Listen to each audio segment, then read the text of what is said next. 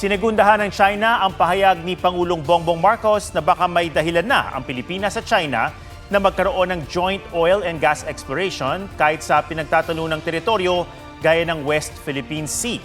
Sa isang pahayag, sinabi ng Chinese Embassy na ang pagsasantabi sa mga hindi pagkakaunawaan at pagsulong ng joint development ang tamang daan para sa kapayapaan, na pakikinabangan daw ng mga bansa sa rehiyon at mga mamamayan nito.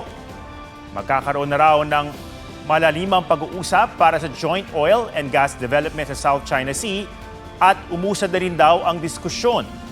Hanggat ipinapakita raw ng Pilipinas ang katapatan nito sa pakikipag-usap, mananatili raw ang China na bukas sa dialogo at kooperasyon.